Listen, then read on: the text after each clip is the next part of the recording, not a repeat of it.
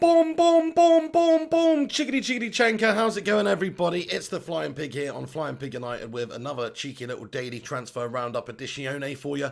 Manchester United transfer news. How are you all today? Let's see who we've got. Rajon, Ellie, how are you? Elia as well as in here. No Bones Jones, George Best 7, great name. Ryan Berberspin 9, and everybody else. Thank you so much for joining me. Let me just get in here and refresh it and see who else is in here. But shout out to you all for stopping by and getting involved today. I hope you're all having a wonderful day. We've got a bunch to get into today. There is some more goings on and news to do with United and rumblings and rumours and murmurs and bullshit and the usual rest of it, lads and lasses. So we will cover it and get into all of it. So if you're tuning in right now, please do us a favour. Smash that like button. Get involved in the comment section as we go along. It would be great to hear from you. Such as Viking Red. How are you doing, Viking Red? Luigi Oliver. Aniket Mohan. Kayam. Lynette Giggs. How are you doing? Ice Queen Gaming. How are you? MUFC Updates. Harris Khan. Wesley Linders. Eliam Gonzalez. Zenden Highland. Uros Mihaljevic. Yanika Victorin. Yanette Pugh. Aniket Mohan, everyone else, thank you as well for getting in here. Appreciate you stopping by and doing your thing. So then, Manchester United's window, the pursuit of Jadon Sancho, it all continues. But there's been a spanner, so to speak, thrown in the works here. If you believe it anyway, but there's various reports coming out, including from Duncan Castles, that Manchester United have made contact, in particular Ed Woodward, of course, have made contact with Barcelona for the potential transfer or loan signing at this stage. We're not 100% sure which. Of Ousmane Dembele. So, look, 23-year-old French winger, of course. We know a lot about him. He's a very good player, but he's also an injury-prone meltbag. And do we want another injury-prone meltbag at the football club? I don't know. Let me just launch the comments and get them all. Right, Eddie O2, mate. How you doing, pal? Great to see you, lad. Yanika Victorin. Ryan Berberspin 9. Neil Duffin. Hello, Neil. Ice Queen Gaming. Ellie. Timmy T6000. Everyone. Great stuff. Get your thoughts and opinions in about Ousmane Dembele, but just to give you the rundown then. So, of course, we are in talks with Dortmund in regards to Jadon Sancho. We don't know the advanced stage of those talks, whether we're actually at this stage negotiating with them. Probably not, as we discussed in the video last night. What we're probably doing is just biding our time, wait until the end of the window to get him for potentially a cheaper price, whether Dortmund would accept him at that stage or not. And in regards to Ousmane Dembele, this is a story that's come out today that says that United's chief exec Ed Woodward has reportedly held talks to sign Ousmane Dembele, with Barcelona willing to sell the winger. United are desperate to do business in the final few weeks of the summer transfer window, and we're running out of time, so we've approached Barcelona. Basically, that's what's understood here. Of course, this is just, in my opinion, could be, and probably is, just more PR drip feeding going on from Manchester United here, more pressure to try and increase the likelihood that Dortmund would actually sell Sancho to Manchester United, because you know they're not going to want to part ways with him for any less than they want to, because they got a great player there. And if they maybe do want to do some business in this pandemic right now and get 100 million in, which maybe they don't, maybe they'd rather have the bloody player. He's an awesome player. Sorry, there's a bloody massive spider in my corner of my room. Aaron Wan-Bissaka. He's come out to say hello, but that is distracting. Can't really do much about it now. But anyway, so maybe Ousmane Dembele will be coming to this football club, maybe not. What do you guys think about it? Let me know in the comment section. Smash a 1 in the live chat if you think that it's realistic that United are signing Ousmane Dembele in this window. We'll get more into the story as well as we go along, but just to kick it off, to see what you guys think about it. Nice one. There's over 100 of you guys in here as well, so thank you for stopping by. Do us a favour, smash the like button if you haven't done so already. Please leave a little cheeky little like on it and get involved in the comments, as we say, because we want to hear your thoughts. Right then, Ryan Berberspin 9, how are you doing today, mate? Jadon Sancho in the gaff comments, hi Pig, just got a call from Matty and Eddie. They agreed to pay the money. I'm coming to Old Trafford. Jadon, mate, when did you become a channel member, Jadon Sancho, lad?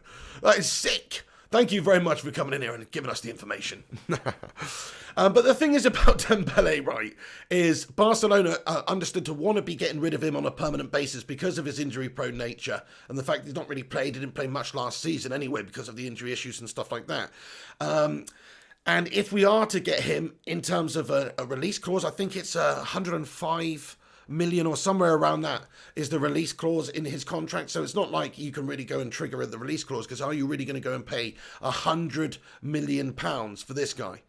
I mean, maybe you will, but he's 23 and injury prone. He is a great player. He's got great, both his feet are great. I really do think he's a good player. But like we say, we don't want to pay a lot of money for somebody that's just going to sit out on the bench or be injured in the physio room. We don't want to do a Gareth Bale at Tottenham, you know what I mean? So I don't know about that one. I think, look, he is obviously a good talent. Let's have a look at his statistics here. I just wanted to go into that a little bit to give you a bit of a rundown if you're unaware. But of course, he is a France international. He has played 21 times for France and scored a couple of goals for them. In the Champions League, this past season just gone, 19-20, he only played 4 times, didn't get a goal or an assist. In La Liga, this last 19-20 season gone, he only played 5 times, got 1 goal. So a season, I didn't really follow the season, but it seems like a season racked with injury problems for Ousmane Dembele, which is another reason why Barcelona would maybe consider getting rid of him, because they're aware that he's probably going to be on the sidelines more often than not. And I don't think United really need to go and get a player like that right now.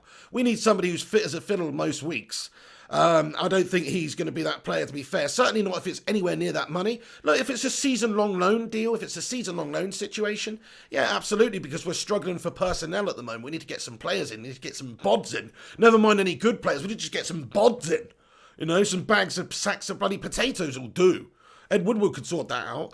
But if you go back into the previous season, though, when he was actually fit throughout the season, like, his stats are very good. Like, I'm looking at the 18-19 season in La Liga for Barcelona, and he played 29 times in La Liga that season. He scored 8 goals. He got 5 assists. So that's contributing 13 in 29. That's pretty good. Bear in mind, he's 21 at that stage. So I think, he's got good potential still as a young player at 23. But the injury proneness does definitely put me off. In the Champions League that year, he played 8 times, scored 3, assisted 1. Copa del Rey played 4, scored 2, assisted 3. So look, this is a good player. And if you go back to his Dortmund days as well, he's done a good job there as well. 32 appearances for Dortmund in the Bundesliga, and 6 goals, 13 assists. So he's talking about a proper winger here, somebody who can create. It seems like he's obviously created a lot for his teammates over the years. He scores as well, but the stats aren't mesmerising. They're not fantastic stats. But has he really had a fair crack? I mean, like I say, this last season has been out of contention in the Barcelona side. He's barely featured. So it's possible that if he could stay fit and had a good run in the side, he could be a good player. But for the injury proneness of the lad, I don't think so. Look at this, 2-2-2-2-2, Yannicka, Jonathan, everybody voting, getting in here. Let's have another vote, actually, because we messed it up. Have a little vote in the live chat, guys. Smash a 1 if you would take Ousmane Dembele at Manchester United this season, even if it's a season-long loan. Or smash a 2 if you think we should just steer clear altogether of Ousmane Dembele. Dizzy Red Devil, I am good, thank you, Dizzy. Games with Mensley, hello. Rachel Boswell, what's crackalacking? Christian Gonzalez, Gaz B says, he played for Dortmund, that's why he cost so much. Yeah, you see, it doesn't really make sense to me. If you're going to spend 100 million on Dembele, like, if we're talking about the potential transfer here, not just a loan move, but if you're going to spend 100 million on Dembele, then you might as well just spend the extra couple of million and get Jadon Sancho, who's a few years younger and doesn't have those signs of injury proneness and is homegrown and has 10 to 12 years left at the top level and probably will be a generational talent. So that's who you get, isn't it, if you're going to spend that amount of money? So I really don't think there's any basis there for this Manchester United board to be linked with a proper transfer for Ousmane Dembele, only if it's a ridiculously slashed price. But like we said, I think it was 105 million euros is actually the amount of money that Barcelona paid for Ousmane Dembele, I believe, from Borussia Dortmund, I think. So it's a lot of money. It's a lot of money that they would have to ask to get for Ousmane Dembele just because of what they paid for him. And certainly his release clause is around about that. I could be wrong with what they paid for him, but certainly his release clause, I think it's £108 million or something along those lines. Duncan Castles, to quote him here, MUFC have progressed talks with Barcelona over Ousmane Dembele. United have proposed a season-long loan deal. Barcelona want a sale and are pricing Dembele at 100 million euros. So that just backs up what we're talking about, and it's unrealistic. United would only take him on a season-long loan. Rachel Boswell says 1, Daniel Taylor-Gray 1, Arjun Chachadi 2, Jonathan Gallagher 2, Rajon 1, Gazby 2, Mr. KO09 2, Are You Skunked 2, Yannicka Victorin 2, Mark Johnson 2, Harris Khan 2, Vincent Bullock 1. Look, thank you for voting there, lads and lasses. It's interesting. There's quite a few 1s, there's quite a few 2s. I would take him on a season-long loan. I think that's the real possibility for United. There's no point of fannying around and getting him on a permanent deal for that sort of money when he could be really injury-prone and just leave you with an Achilles tendon injury after a couple of weeks for a year. You know, I'm not saying that's going to happen, but we don't want another player like that, really. It would just be a nightmare. We need to be buying players based on this sort of track record overall, not just qualities as a footballer, but, you know, character, personality, injury proneness, all of that stuff goes into the mix, and you've got to consider everything. Soccer blogger, how you doing? He says Fabrizio Romano tweeted about Dembele around 10 minutes ago. Ping, have a look. It looks like a fake rumor. Let's have a look. Well, this is what, you know, Duncan Castles, a bunch of people have been coming out with today. There's all the major, well, not all of them, but a lot of the major sporting outlets are reporting on this. So let's have a look and see what Fabrizio's got to say for himself then. But yeah, Fabrizio Romano, obviously we've got some stuff as well to talk about with him and a couple of other revelations in this video, which we will get into in a bit. Let's have a look. Liverpool asked for Ousmane Dembele on loan with buy option in last June. This is 26 minutes ago. Thank you very much for bringing this to my attention, my friend. I missed this just as I was setting up the video. So Liverpool asked for Ousmane Dembele on loan with buy option on last June, but it has decided to stay at Barcelona. There's no bid from Manchester United because Dembele doesn't want to leave Barcelona.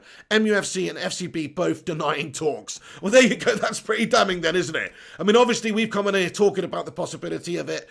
I've said I don't really think it's realistic, but this is the story that is being out there today, and that Ed Woodward has opened up talks with Barcelona for the potential signing of Dembele. So, yeah, I mean, look, we never really thought that this one was going to be that realistic, but we'll see. I mean, this doesn't also mean that that's not the case. Just because there's no offer there, look, there's no bid from Manchester United at this moment in time, doesn't mean that something might materialise on a loan basis. United are going to have to be scratching around this window and trying to sign players and get a player on loan or something like that. It's not something that we usually do. So he's a player that is on that short list. Again, when we're talking about other players that could be coming to Manchester United, it's those winger positions that's the issue. Jadon Sancho is obviously the number one target. If we can't get him, then you've got a short list. And where is Dembele realistically on that list? Because of how much he is, because of his injury proneness, he's probably like 6th down on the list now. Because if you think about all the players that United should go and get before him, there is a good few. Whether that's your, you know, obviously Jadon Sancho's one of them. You could say Neres, you could say Coman, Adama even. There's a bunch of different players that United should be looking at for that sort of money. You could get players for less money than what Dembele would actually cost. So in terms of realisticness of the transfer, obviously it's not that realistic. You know, that's what we're getting on there to say, really. And obviously that tweet from Romano basically just says as much. So yeah, I mean, look, Ousmane Dembele, his stats are pretty decent, but they're nothing special anyway. He does have injury issues. He is 23, which is great. He's obviously a France international, which is great. Can have that Tony Martial connection and all that. But he's just not a good option for United right now based on all the other players that we could get instead and how much he's going to cost. The only way I would take Ousmane Dembele this season would be completely on loan. Just a deal on loan. That's all we would be looking at for Ousmane Dembele, and that is unrealistic in itself. I mean, the facts are the facts. If he's surplus to requirements at Barca, or they want to cash in, or they want to get rid because he's injury prone and they don't think that he's going to play that much this season, then maybe they would look at doing something like that. But at this stage, like we said, this is just a transfer speculation. Daniel Taylor-Gray says Neres will be a good sign. And there you go. And he probably wouldn't cost you any more than 60 million either. Maybe even less. When you look at how much Donny goes for, the problem with Ajax and the Eredivisie, they produce great talents. And obviously they have good players. Like David Neres is a good signing, he's a good player.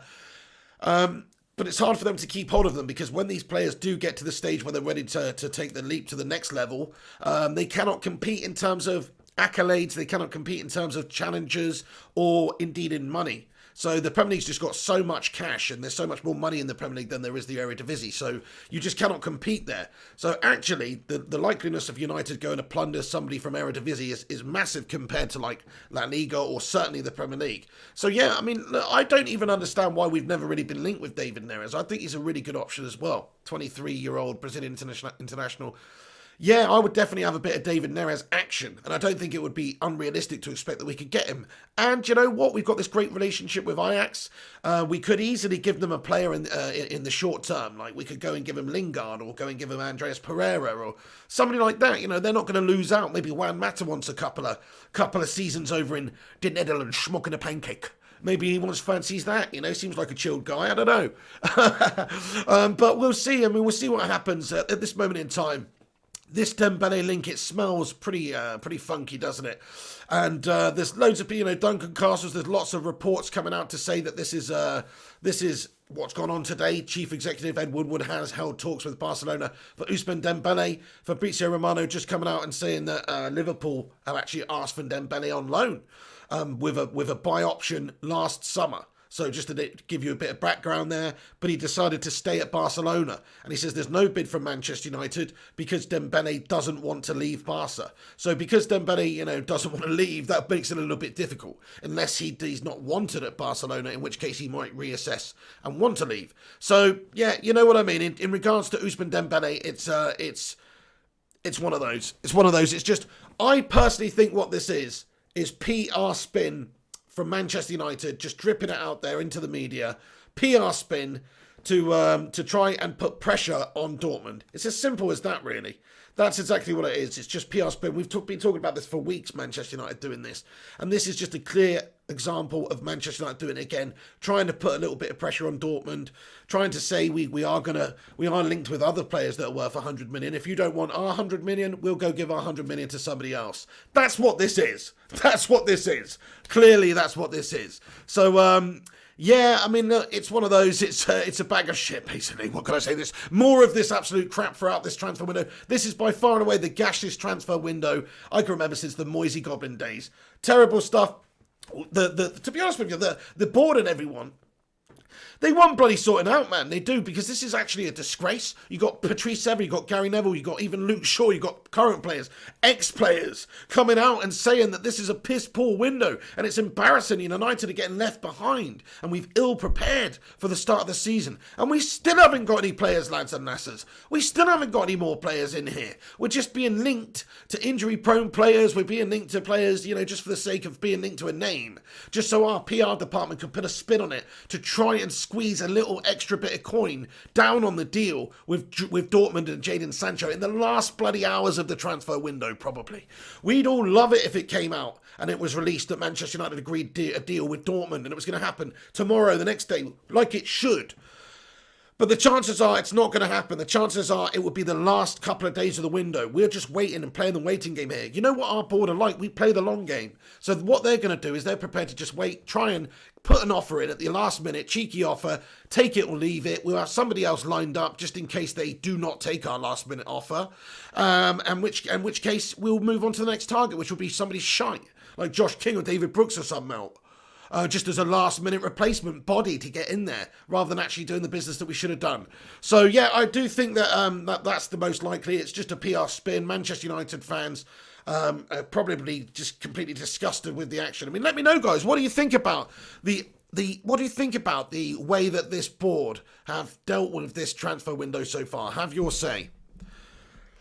Let's have a look. Joel Morris, thank you for the super chat here, Joel Morris, dude. Appreciate it, man. He says, Leeds have had a better transfer window. We are Manchester United, not Stoke City. Spot on there, my friend. What a great comment, Joel. Yeah, look, you're right. We've absolutely had one of the bottom 5 worst transfer windows in the league. And that's just wrong. There's 20 teams in the league, United being one of the richest of them and one of the biggest names. We should be able to get players in through the door. But we've been left behind in this transfer window. Chelsea has signed nigh on 10 players. Liverpool have got a couple of top players in recently. They've got some business done really before the season's got properly going. United, on the other hand, we're going to be scratching around coming into the window when there's a couple of fixtures already gone and looking like maybe we don't have a bloody clue what to do and just panic buying at the end. So it's more piss poor planning from our board, and it is really quite a disgrace, to be honest with you, Joel, man. And if you look at some of the other players, yeah, like you say, Leeds are signing players. Leeds are doing business. They're linked with bloody Dan James, and we're actually linked with possibly selling him. It doesn't look that likely, but there's still a link. They are signing other players too. So, yeah, I do think Man United have had a crap at this window. Aaron Homeyard, how are you doing there, Aaron? Tyrone Powell says Dembele is rubbish, but he's fit finally and maybe back to his best, who knows. To be honest, Dembele's not rubbish. I know what you mean. He's not a good signing for a big amount of money. He's injury prone, but he's a good player. Like, he's got very good skills. Great left foot, great right foot. He's a good player. But he's not the right fit for Manchester United right now, and I don't even think there's necessarily a legitimate link there. There's reports come out to say that we've connected them to contacted Barcelona today and held talks, but look, from what we understand at this moment, this could just be some PR spin from the football clubs to put pressure on Dortmund. Jonathan Gallagher, how are you, mate? Great to see you. He says useless board. Yeah, they are absolutely gash. Kayam, he says sell Phil Jones. We can't really sell Phil Jones, Kayam, because he's just on a ridiculous amount of money and nobody wants him. Maybe International Gurn FC will want him, but other than that, nobody will want him. Kalibi Williams says, Pig, do you think the Glazers have had these claims? Have made these claims, do you mean? Yes, I do think, I don't know if I think it's a PR spin from the club, if that's what you mean. Mohammed bin Karim Al Khoury says, Ollie can't make anything happen with that squad. Perhaps Hans Dieter Flick could win a title with that squad. The problem is, Mahmoud, yeah, you're right, it's not a title challenging capable squad. It's a decent squad, it's got some good players in there on their day. On paper, it's a good squad, but in reality, it's not a good squad.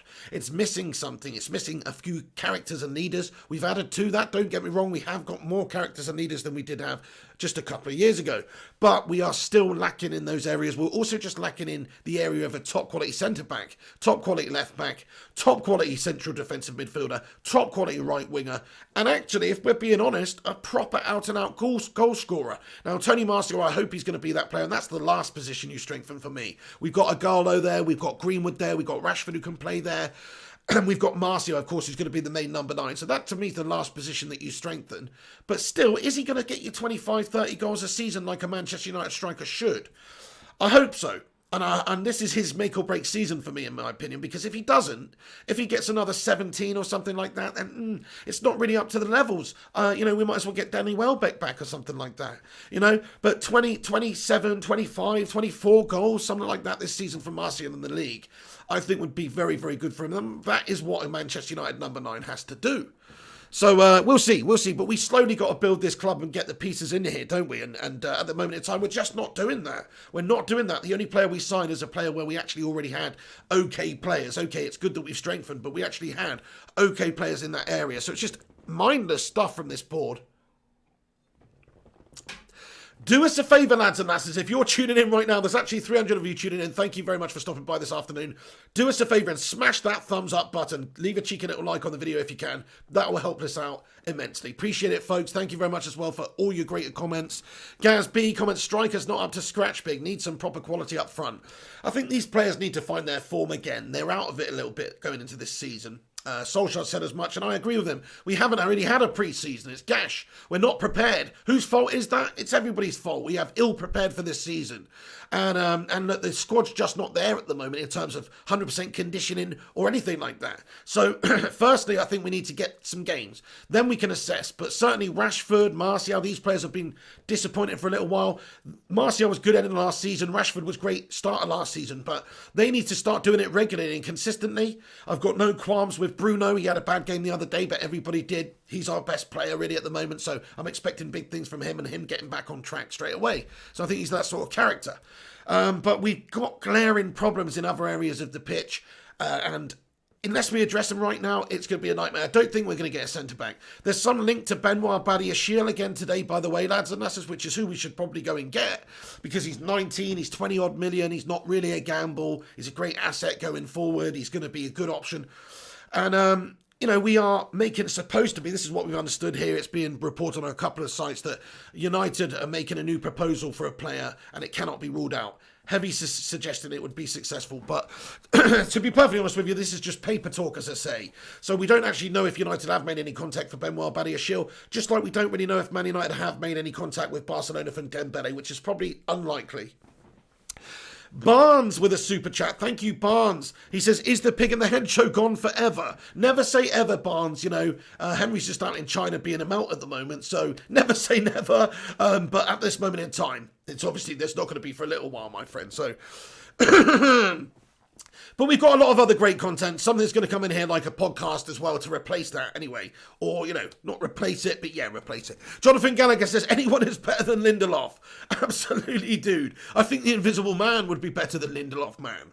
At least he could, blow some leaves at people and put them off a little bit. But Lindelof doesn't do nout. Right, okay then, so Ousmane Dembele, I personally think it's a load of horse tripe anyway. I think it's just a PR spin from Manchester United. He's a player that would be good. I mean, if you look at his stats and his age and everything, if we got him for the right price or if he was loaned to us for the season, I'd absolutely take him.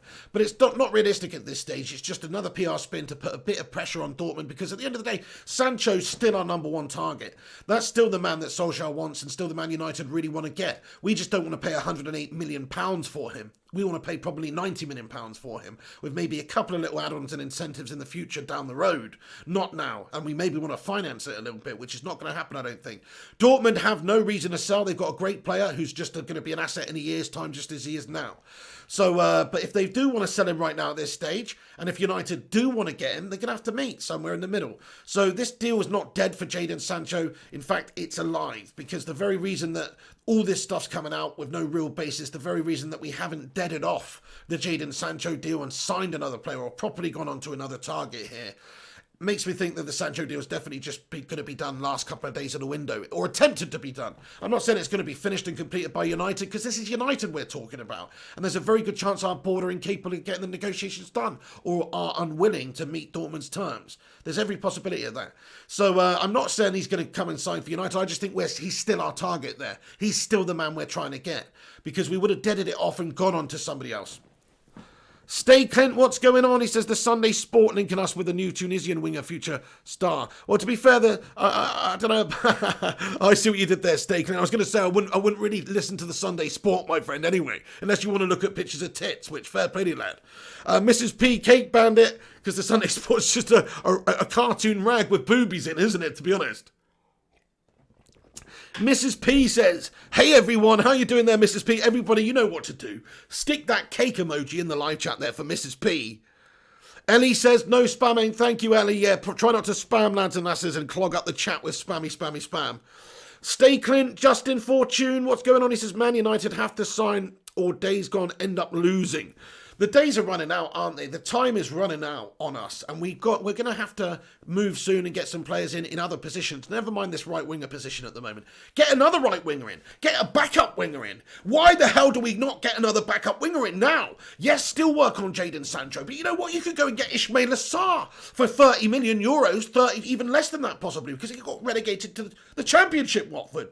And he would definitely come, and they would definitely sell. So why the hell wouldn't Manchester United go and get Ismail Assar just as a backup option right now? Backup, 20 million, 30 million, whatever it would be. But no, we've got too tight a purse strings at United, too much allocated in terms of different expenditures and things like that at our club, and not enough on actually bringing players into the club. We should just have another winger for depth anyway. Never mind, we should get Jadon Sancho and another winger. If you think, Dan James is enough for a backup on this, he's not. We need another backup winger as well. Never mind getting Jadon Sancho in. So that's what we really should be doing. That's what would put pressure on Dortmund. If you actually want to put pressure on Dortmund, then go and sign another bloody player in that position. And that puts pressure on Dortmund, doesn't it? They're like, oh shit, United have sold another player. Okay, and then you go, yeah, okay, we'll give you 90 million for him now. And if you don't want him, fair enough, we've got a winger, whatever. And then we'll see the true fibre of their being. Then we'll truly see what they really want to do. And they may just well elect to keep the player because he's a great player. But still, at least go and do that. At least sign somebody decent to play in that position. Like an Ismail Assar. I'm not saying Ismail Assar's a world beater at all. He's a bloody Watford player last season, man. But they paid 40 million for him at 21. He's obviously a Senegalese international. He's got good experience for his age. 22, still developing, can play left wing, right wing. Gets assists, gets goals for a shit team last season in the Premier League. So why the bloody hell wouldn't you at least consider that for cheap money and get him in there as another option to improve and strengthen the squad? I'll tell you why. Because our board don't know their freaking ass from their elbow. Vishnu Raj comments, do you think we'll sign Sancho? I personally am 50-50 on it. This is how it's going to play out for me. We wait until the last couple of days of the window. We put in a dirty low offer. They go, get out of town. And we go, well, we'll just pop over to Stuttgart and think about it a while. And then you come back a day later. Yeah, we've deliberated. We'll give you another 5 mil. And they go, no, do one. Okay, we're just going over to have a chat with Leipzig. See you later, or whatever. And then anyway, the point I'm making is it's going to be long and drawn out, this bloody process. And I think it's going to be one of those where eventually, right near the end of the window, we might be able to make an agreement with them. But they have been adamant at the start of the window, and that's what happened. We negotiated with them start of the window, and they rejected us. They were disheartened with our negotiations. They wanted 120 million up front, euros, and we said no. We wanted to finance it and pay less. So things broke down early on in this window. The only way things are going to actually develop into the place where United are signing him is if United either meet their valuation or Dortmund come down a little bit. And that's why United are going to be waiting until the last moments of the window, because then there's the ever-increasing likelihood that they will accept a slightly lower offer. I don't think Dortmund are going to get bent over here at all. They've got a great asset and a great player, and somebody who's going to be majestic for them this season if they keep him. They know that. He was last season, and he's only 20. So his asset, his value's all still there for them. They've got no hurry or rush to sell him. Maybe Dortmund is not the selling club that they once were. Fair play to them. They're going to get great money for this deal, whether they do sell him. So what can you say? But I don't think it's going to happen anytime soon. I think it will be end of the window, and it will be 50-50, like I say, because you can't guarantee that Dortmund are willing to budge. They were pretty adamant at the start of the window, no. Christian Eckner came out yesterday and said they're adamant still no. So unless we meet them valuation, or possibly they might even want more money now after we've taken the piss and taken ages, and we'll leave them starting the season without their best player or one of their best players. So yeah. It's just more frustration from the board, more frustration from Woodward and Judge, and the negotiations. It's just taking so long. And that is what it is to be a Manchester United fan at the moment. You just have to witness it and go, what the fuck, man? All these other clubs around us, like Chelsea and stuff, getting 10 deals in. We can't get the players. We can't buy the players only because our board, they're thinking more about the bottom line. They're trying to save a few weeks' wages at 200 grand a week. They're going, if we got Jadon at the start, we're going to have to pay him 2 million over the summer just to train. No. Let's get him at the end of the window. Let's try and squeeze a few million down on the deal with Dortmund as well. Let's play hardball, pretend like we're not really that interested, pretend like we're pursuing Dembele, we're pursuing all these other players, when in reality, they're not. Reality, well, they might be as a backup option, but in reality, they still got Sancho in mind. So that's how I think the deal is. I may be totally wrong. United might get Sancho in the next 2 days, but I doubt it. I just think it's going to be a drawn-out process until at least the end of the window. Shout out to you all for commenting, by the way. Hooper, how you doing, mate? Edward Woodward, he says, I have to do a lot because there is no director of football. And one of the glazers told me, oh no, that's not good, Edward Wood. Well, listen, Edward Wood, mate. Sort your bloody life out, pal. That's your job. Stop fingering those pies and do something about it, man. If you're watching this video, please do us a massive favour. There's over 100 likes on the video, but please do smash that thumbs up button if you have not done so already. That'll give us a nice boost. Cheers, lads and lasses. Who doesn't like a boost, by the way? It's got to be in my top 5 chocolate bars. A Cadbury Boost. Oh, yeah. Double Decker's a bad boy as well. Whisper Gold's a McDaddy, but I do like a boost. Anyway, guys, let's get back into it. If you've never had a boost, by the way, you're missing out. You're definitely missing out. You need to have a boost. Okay. So let's get back into the news then, lads and lasses. So Ousmane Dembele, like I say, it's just a PR link, really. It's a PR link, but there's an option. Like I said, it's the 6th or 7th option on our list after we've explored a bunch of different options. Because you don't want to pay big money for a player. The only way we get him is on loan, which is unlikely. We don't usually do that. Barca are probably not wanting to do that. They probably rather a permanent deal if they are to get rid of somebody injury prone like him if they wanted to. So yeah, that's unrealistic, isn't it? I think. Right then, let's get into the next news. Shout out to Pravez Ali for subscribing, by the way. Appreciate it, Pravez Ali. Yeah, if you're new to this channel, by the way, do what Pravez Ali's has just done and hit that subscribe button. And by the way, my green screen's gone funny, hasn't it? Why has it done that? Bloody, God, does my bloody nut in. It does my Sweden, lads. And lasses. But anyway, there we go. That's better. So let's get on to the rest of the news then, guys. Let's get on to the rest of the news. G Wolf United says, Pig, who is to blame for this shit window, the board or Deadwood and his merry men? And it's both, isn't it? It's all part of it. It's who's sanctioning these deals. We don't really know. There's such a command chain at United. We don't really know, the glazers to the board, and everybody has to obviously agree on these deals. So it's not about who Ollie wants. It's more about what United are willing to do and who we're willing to buy and what we're willing to spend. So it's hard to say, but I do think they're all melts, to be fair. A lot of them are melts. Right then, Ellie, how are you today? Anyway, I hope you are over the worst of it with your illness. I hope you're feeling better. AFL Auto, what's going on, bro? He says, great channel, Mr. Big. Thank you very much. AFL Auto Blends, 3D car creations. Nice one, dude. Legend. Colin Grieg as well getting in here, says Judge and Woodward out. Smash a 1 in the live chat if you want Judge and Woodward out of this football club. Smash a 1 in the live chat. Melters, a lot of them, aren't they?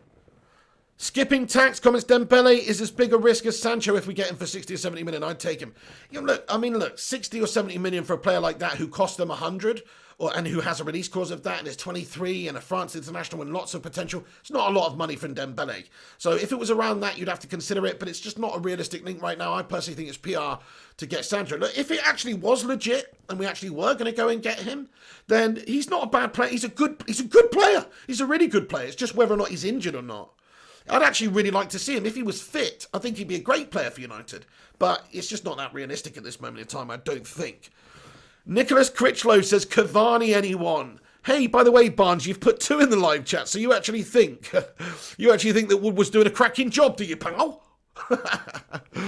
Ellie says, I missed the question. The question was just simply smash a 1 in the live chat if you think Ed Woodward and Matt Judge are doing a shit job, basically, is what it was. Honey Badger says, wouldn't pay 25 million for Dembele. I mean, that is a little bit harsh. He's definitely a good player, man, and he's got a good reputation and a good age. He's only 23. Is it because of his injury issues is the reason you wouldn't do that? Okay, let's get on to the rest of the transfer news then, lads and lasses. So we covered the Ousmane Dembele stuff. Look, we'll put a fork in that. We don't think it's 100%, legit that we've even made any contact with Barcelona at this stage, but because of what Fabrizio Romano's come out and said during this show as well. But also, what we were going to say, it's a PR spin from the club to try and get pressure on Dortmund for Sancho. Okay then, let's have a little look at this story then. So negotiations for Alex Telles. Of course, Manchester United are deep in negotiation with Porto for the sale and transfer of Brazilian left-back Alex Telles. Somewhere in the region of 23 to 25 million euros. So that's what's going on. And just so you know, we understand that now George Mendes is involved in the deal. So, of course, Manchester United have had plenty of dealings with George Mendes in the past. So he's sort of like involved in the deal there. So it's quite interesting what's going on there. Hopefully, Manchester United will be able to get a good deal for him. There's other figures being reported, I just wanted to tell you. So Arthur Cazada, who is a some sort of correspondent for Sport Interativo, claims that Porto are demanding 30 million euros for the transfer. And he's got a release clause currently in his contract of 40 million euros, around about 36 million pounds. United are not prepared to spend that 36 million pounds on Alex Telles right now, because this is United we're talking about. We're, of course, going to try and squeeze any more down that we can. But to be fair, he's not got long left in his contract, and he would want to come to United. So the deal for around 25 million euros makes a lot more sense, and that is what United have believed to have tabled, somewhere in the region of 23 to 25 million euros. So we'll see what goes on there. Maybe they might be able to meet somewhere in the middle, 30 million euros, somewhere around there. But listen, United are just after bargains at the moment. And if Thiago's going to Liverpool with a year left on his contract, or with his contract ending in the summer next year, for 20 million, then you can't really be seen paying 30 or 40 million for Alex Telles right now. So look, that's just the way it is. We have to get that deal for less. We have to push that one through. We have to hope that Alex Telles wants to come enough to maybe be unhappy and show a bit of discontent at Porto to try and push this through. Hopefully that happens. He seems like a player that's ready-made to come into United. I'd love to give you more information from last night's video and say that Manchester United have reached terms and agreed to deal with Porto, but at this stage we're still negotiating. We've actually brought basically an intermediary in now to help deal with the situation and get this deal done for us. So it's one of those, we're playing the waiting game. They will probably agree a fee for Alex Telles, but you know what this United board is like. They probably will wait it out, try and grind it down a little bit more. Wouldn't surprise me if it's another one at the end of the window. I do think it'll be this week, though, because we need players right now. Hey David Whitford, I'm good. Thank you very much for asking, buddy. How are you doing? Matt Rush says we've smashed 150 likes. Nice one, lads and lasses. Appreciate it. Hit that like button if you haven't done so already. Colin Greig comments, Tellers will go to PSG. PSG were offered Alex Tellers, I think, from Porto, just like we were, or they went in for him and showed that interest as well. But actually, I think their coach came out recently and said that the speculation linking them with Tellers was just false. Maybe he's just playing a little bit of, close to his chest game there. But I personally don't think that that's the case. I don't think that PSG are really in for him. I think United are more likely to get him. We're more likely to offer him game time. We're more likely to give him, what he needs right now, which is a good opportunity in a new league, in a top league for a top club, and competition in the side. Now, I'm not saying he can't get into PSG's side, but I just think he's more likely to play and get games keeping Luke Shaw out, to be fair. So I think maybe for Tellers, it makes more sense that way. Not to say that's the only reason he would come, but also United will pay him well. Look, PSG can too. They just don't seem to be in for him right now. There's no talks about that, my friend. I mean, there are talks that they were interested, but there's no actual talks like their representatives are speaking to Porto, unlike ours. We're actually dealing with Porto right now to try and get the deal done. If PSG were to, if it was like a Tottenham Reguilon deal, I'd say, yeah, they've got just as much chance of getting him as us. But because that's not the case, at least that's not what we understand, unless that's all done, hush-hush at this moment in time, or they're just waiting, then that's not the case. So yeah, more reports to say here. Negotiations between United and FC Porto for Tellers are very advanced, and United are looking to get the deal done this week. So that's what we're aiming for. Whether it be before the Brighton game, it's who really knows. Probably not, because this board are just absolute snails. Nice one, guys. Right then, let's see what you think about Alex Tellers. We'll cover each topic quickly and have a look at your comments. Neil Duffin, what's going on, bro? He says, Pig, I'll see you in your football streams or games if I'm lucky. Can't do this transfer thing anymore. It's too depressing. See you all soon, mate. Good luck. Take care. Neil Duffin, mate, thank you very much for getting in here, dude. No, I hear you, mate. It's depressing as fuck be a United fan in this window. Look, if it was another club like Chelsea, this would be one of the most exciting times of the year, wouldn't it? Oh my God, we signed Werner, we signed Ziyech, That's how it should be for a big club in a transfer window, especially when you're far behind like we are. You should be signing players to make the step and go forward, So I feel your pain, Neil. I feel your frustration, man, because it shouldn't be like this. We should be bringing players in already. We should be getting those names in. We should be getting those positions filled and improved upon. So it's the most depressing window, for a long time, this one. It's disgusting. Mrs. P. Cake Bandit says, Mr. P seems to think so, KM. I don't like tea, so I'm not the best judge. Oh, in terms of her teas. Yeah, I don't want to put them down completely, but they're not the best. Absalom Williams. Hello, Absalom. Great to see you. Good day. How are you, Absalom? Fantastic to see you, pal. Thank you for stopping by. How's your day going? Dragged Kevlar says, targeting FC. That sounds about right, my friend. Speculation FC. That's about right. Shortlist FC. Whatever you want to say. It's absolutely pitiful, isn't it, Man United in this window, guys? So, Laurie Whitwell's come out and said that United are having trouble moving centre-backs because we have 7 on the payroll. We said as much yesterday. This is probably Laurie Whitwell's probably been reading, watching my vids. Hi, Laurie. But no, in all honesty, that's true. 7 players on the payroll at United in those positions. We don't need 4 of them, to be honest. We don't need Jones. We don't need Smalling. We don't need Lindelof. And we don't need... who's the other one? Rojo. So there you go. There's 4 players that we do not need. The other 3 we do need, because we need Maguire, we need Bailly, we need Mengi, we need Twanzebe, and we also could do with signing another top quality centre back. So really we should have 5, 2 young players there. 1 really young, and Twanzebe is going to be playing in and out the side, and then Maguire to partner somebody like Upamecano. That's what we really need. We need to move on the guff, get rid of the dead wood, and replace them with 1 really good centre-back. That's all we really need to do. And you could get that 1 centre-back. If you generated 13 or 14 million for Chris Smalling and got him off the books with his wages off the books, and you generated £2.50 for Phil Jones, and he got his wages off the books, and you generated a bit of money for Marcus Rojo going to Estudiantes for 8 million or something like that, then you're on your way to getting a top quality player like an Upamecano. So there's no excuses for Man United this window. We're just an ill-managed club. The board's shite. The wages structure is piss poor. The players are on too much too soon. It makes no sense. We give them long contracts. It's just a bad idea. It's really bad run club. We shouldn't be running it this way. We shouldn't have the situation where we've got hangers on like Phil Jones driving his pink Lambo to training every day, gurning all the way, smiling all the way, even though he's shit. We shouldn't have Chris Smalldong maybe being talked about like he's going to be coming in and be reinstated in Ole Gunnar Solskjaer's side, because he is actually one of the best centre-backs we got. Even though we spent years trying to improve the position, and even though last season he was surplus to requirements and pissed off to Roma. So now, crikey, I mean, we are in dire straits when everyone's like, yeah, Chris Smalling and Maguire, that's the best centre-back partnership. And they're probably right. That's how shit our defenders are. So we need to get players moved on, and we need to get one great player in. George Gaming's just getting back from school. No spam in there, George.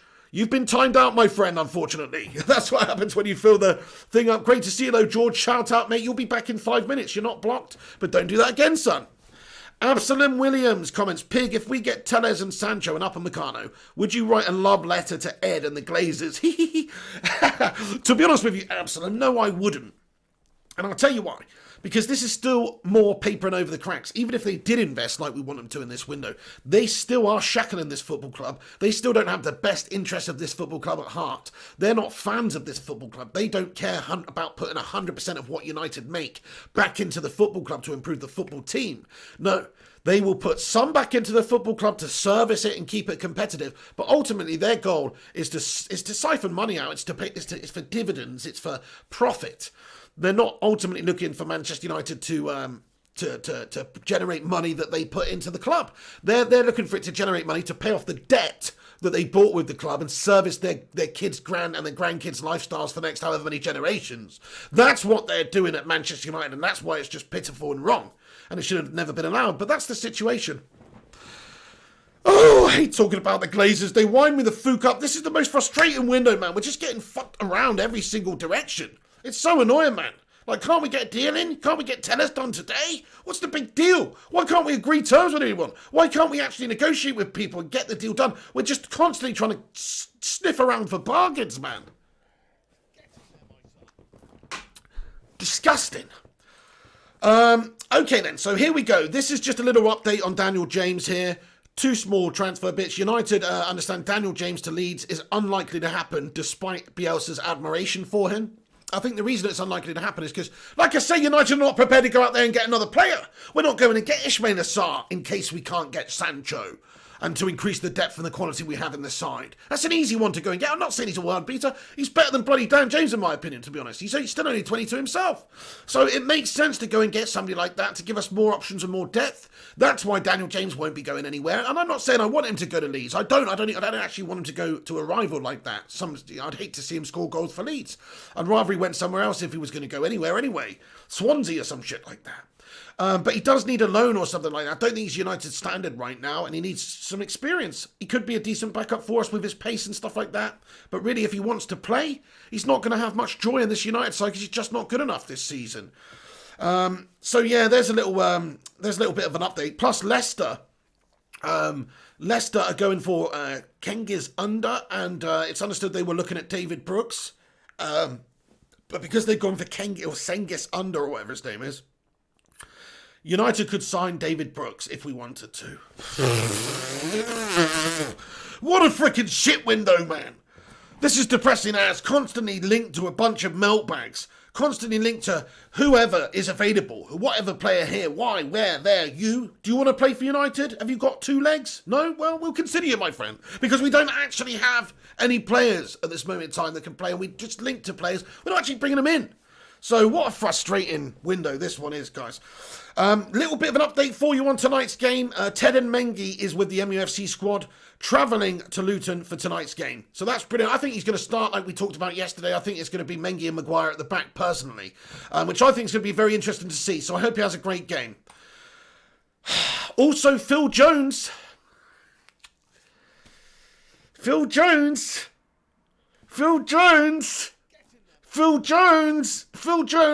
is injured until November.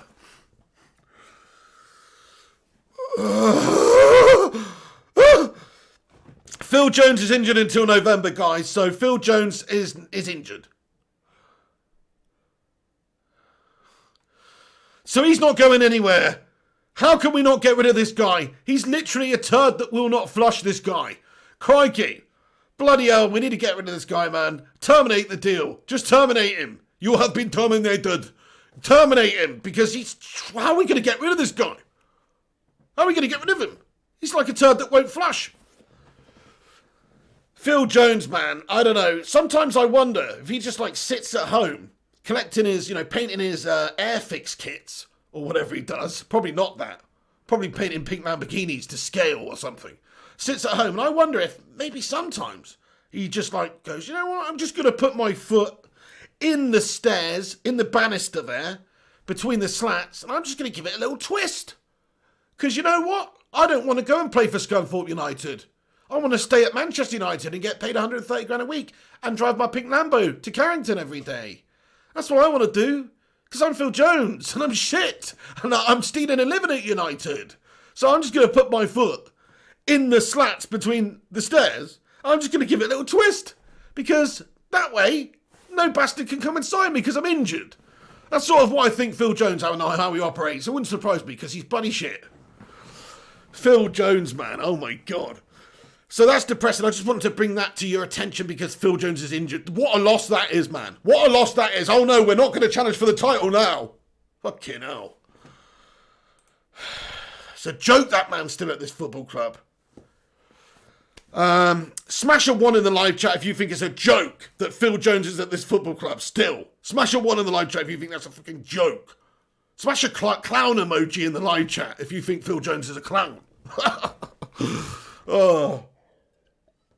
Sibo Super says Monitoring FC, Rumours FC. It's fair, mate. Monitoring FC's a fair bloody moniker for us right now, dude. I know you're having a dig there, but that's it. It's fair.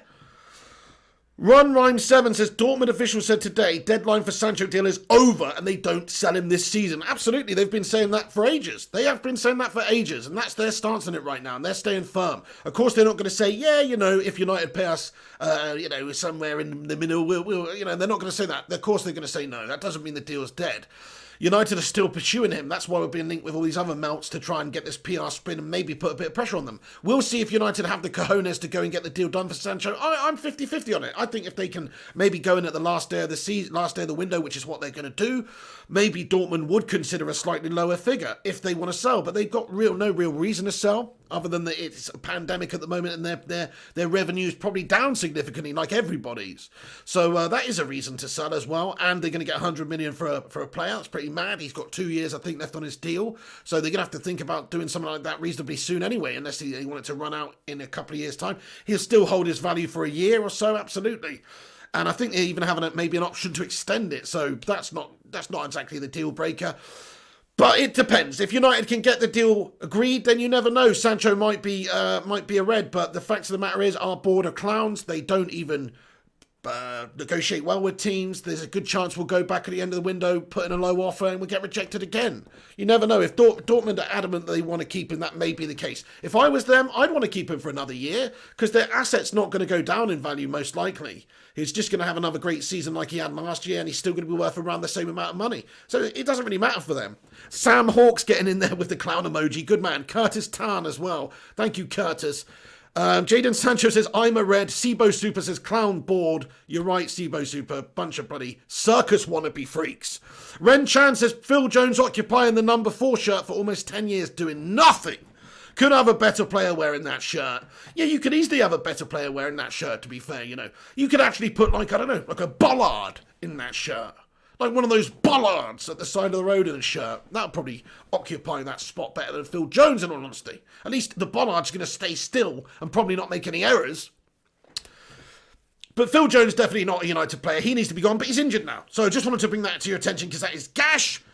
And Phil Jones should be gone, man. I mean, this is so depressing. We've got Smalling, this Mount Smalling, who everybody's turned into like he's all of a sudden Smaldini. Just because he's gone over to Italy and played in Serie A, where Maldini once played, does not make him Smaldini. No, it makes him Small Dongini. If anything, he's got a small dong. Allegedly. So that's personally what I think. He certainly plays like it at the back for United. That's why I called him Chris Smalldon and gave him that name in the back in the first place, back in the day. So I'm not saying that for no reason at all. I call him Chris Smalldon because he's played like he has one of those for a while. It's metaphorical. I'm not dick shaming here. I'm just saying. He played like he doesn't have the cojones for United for the last couple of seasons he was here. Hence why Solskjaer shipped him out. He's not the answer, so sell him. He needs to be sold to Roma. We need to move this deadwood on.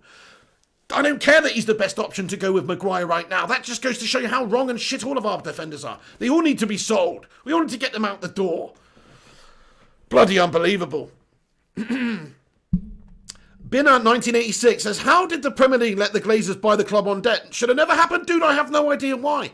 They were probably bloody backhanded or something. I don't know. Some dodgy stuff, man, because it makes no sense to allow a football club, a great football club like Manchester United especially, but any football club in the top flight really, to be bought with debt money no matter who their owners are. What if it all goes tits up for the owners? What if they go bankrupt? Are you telling me that you could possibly bankrupt United? I mean, United, look, you know what really pisses me off about the Glazers and everything? They don't give a shit about this football. They'll take this. They will pick bits off this football club and leave it as a carcass before they go. And they would bloody try and bankrupt the football club. You know what? You know why that would never happen with a great club like United? Because of the supporters. There's no possible way that this club will ever go bankrupt, and they know that. They know that. So, because the reason for that is, Man United fans, look, if that was going to happen and the Glazers were gone, everybody would just chip in a quid. You know what I mean? There's so many United fans. Chip in a quid and then we're saved. But we shouldn't have to bloody do that. And the Glazers should actually be spending the money and not have been able to buy it with the debt in the first place. So it's a disgrace, man. We have had the shackles of their ownership for years now. It's miraculous we're even up there where we are, to be honest with you. No, I'm not joking here. We're lucky we're not a bloody Blackburn Rovers or some shit, to be perfectly honest, because this is a terrible run football club from the top down and they're just picking bits off for themselves. There's no real emphasis to improve this team in the window each year. Liam Hardy, I know I reported that yesterday on here, mate. Ed's house is for sale. Ed Woodward's put his house up for sale. Hopefully the clown's leaving on a jet plane, never to be seen again. Because United don't need him. He's not a good chief exec for United. Maybe as a commercial, financial, go and get us a deal with bloody Pepsi Cola type position at the club. Fine, but not in an actual football role, doing the negotiations or overseeing recruitment or anything like that. No way. So I hope that he's getting the sack. I hope that they are getting rid of him. But that's not going to be the case. He's just selling his house because it got targeted and everybody knows where he lives. And if we don't sign players, which maybe we won't, he's preparing for that. So he doesn't want his house getting taken down, man.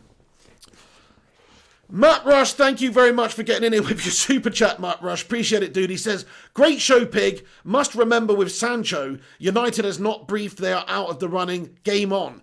That's it, yeah. No, that's right. They would absolutely have basically stated that Sancho is no longer a target for United and we're moving on. And you would see negotiations, proper negotiations, not just hearsay talk like this Dembele link today, but actual proper negotiations with a football club for another right winger. You would absolutely see that because United don't have the depth there. We're not just going to stick with Greenwood or James or whatever for this moment in time. No, we have to get another one. So you would see us going for somebody else. And this Dembele link has no real basis at the moment. That's just PR spin. So maybe you could say that is legit, but really I think it's just PR spin to put pressure on to Dortmund. Thank you, Matty Rushmeister. I've got the hiccups or something. Yeah, thank you so much for that, Matt Rush. You absolute legend getting in here with your support there. Much appreciated. By the way, everybody follow Matt Rush on Twitter. MattUnited20. He's an absolute transfer guru legend, and he gives me great information. The guy's just a top lad. Hunar, what's going on? He says, Pig, you should do a collab with Mary from She Devils. I asked her and she said that she would love to. Yeah, I'd be up for doing that. Definitely. She seems like a nice lady. Definitely, man. And also, do a bunch of collabs with different YouTube channels of United fans. That'd be wicked. Delmar Bogle says, I would not spend my money to... I've done a few recently, actually. I don't know if you've seen them, but I have done. I would not spend my money to watch Manchester United every game this season. I would not watch it. Sickens me to even watch them. Fair play to you, Delmar. Join the club, mate. It's a sickening absolute melt of a club right now, the way it's run.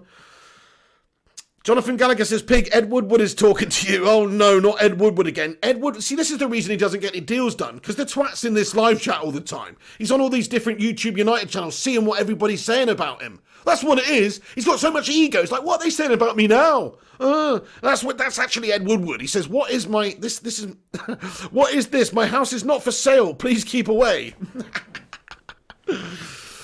Bloody hell. Curious XLEP comments, just pay 20 more million to get Sancho, please. I agree entirely with you, Curious Salap, or if that's how you pronounce it, because, look, man, that's what it would have been. If we'd have actually met the evaluation at the start of the window, bloody hell, how much more positive would this start of the season have been for everybody, the fans, everyone? Even if we'd have only got Donny and Sancho by this stage, but we signed him at the start of the season. Isn't that worth paying an extra 20 mil for? Just to have him, so the fans are happy, so we don't have this shit transfer window, and so you know you've definitely got your man. So you know you've got your man. It's worth paying that money, so you know you've got your man. Who's to say somebody else wouldn't swoop in and get him later anyway? So to know you've got your man, it's worth paying the extra money. It is. And I know it's a lot of money, but it is worth paying extra money. Also, it gives you a chance to prepare for the season with the new player. It's not rocket science, man. If you got Sancho in early, you could get Sancho training with the team early. Oh, would that help? It would actually help, wouldn't it? So yeah, good comment. Joel Morris with a super chat. Thank you, Joel Morris, for getting in here and having your say, my friend. He comments, people say Ollie's not good enough, but we had the same problems under Ollie as we have under other managers. No manager can be successful as long as the Glazers are the owners. Joel Morris, you're a spot on, man. Let's take a look at this. Jose Mourinho, case in point, came in first season. Okay, we hated his style of football and it was miserable come the end of it and it was a joke. We spent hundreds of millions on players that didn't work out as well a lot of the time and it was a joke. But he also did some other great things, Zlatan and all that kind of thing. That probably only really happened because of Jose. So let's have a little consideration for the situation. One of the greatest managers to ever manage in the game comes into United when we are struggling.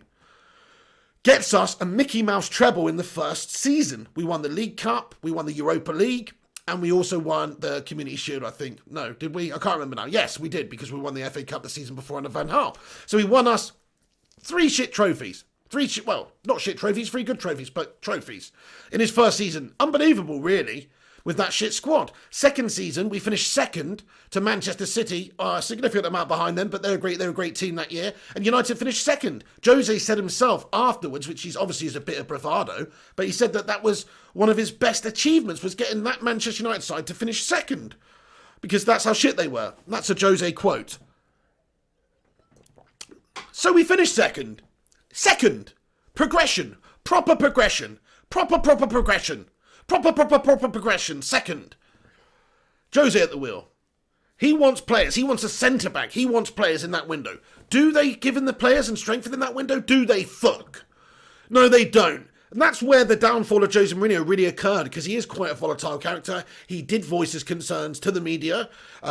In his way, he did start to ruffle feathers at United, and they had enough of him. And yeah, the fans had enough of his shit style of football as well. But he was not backed at a key time. Now, you never know what Jose Mourinho could have gone on to do that season if he was backed, because sometimes it only takes a few pieces of the puzzle before you complete the whole puzzle. And if Jose was allowed to go and get the players that he wanted, you just never know what he could have done that season. So I'm not saying I'm glad he's gone, because I don't think he was the right fit to begin with in terms of style. He was the right fit in terms of trying to get short-term success, and we did have short-term success with Jose at the helm. We actually did, so that worked out well. It was a transitional period, it has been since Fergie. He was somebody to come in and stabilise us, and he did for a couple of seasons, but ultimately it all ended in tears, but largely because of that, probably because of the situation. He didn't get the players he wanted. Now, he did get Sanchez, he did get a lot of big money players, and maybe you can say that's why, because Jose probably had something to do with that signing. I need him, he's the match winner at Arsenal, and maybe you could have thought at the time it was justified to pay that money for somebody who was doing what they were doing for Arsenal, who was to know he'd be a Bruno Mars meltbag at United and just do nothing. But certainly that's got something to do with it. So I'm not really totally blaming the Glazers for not 100% spending the money, because they already did back him a shit ton in that time, and that's another reason why Jose didn't work out, because he'd already spent hundreds of millions and he didn't really get us going in that third season. But still, he wasn't back that third season. That's a key. Now, this is a different situation, but fair play to you though, Joel, because I do think that people blame Ole Gunnar Solskjaer unreasonably, and it's nothing to do with Solskjaer at this stage. He needs the players to get in there to actually have a decent squad. He's not playing Fosu Mensah and James for a laugh. He's playing it because they're probably the only options right now due to fitness and other stuff that's going on in the squad. Anthony White. Thank you for your super chat, Anthony. He says, I'm Ollie in always. The club is toxic at the moment. Owners doing the same old thing. Back the manager 2 years, then throw them under the bus. You're spot on, Anthony. And this is it for Solskjaer. This is a tough season for him now.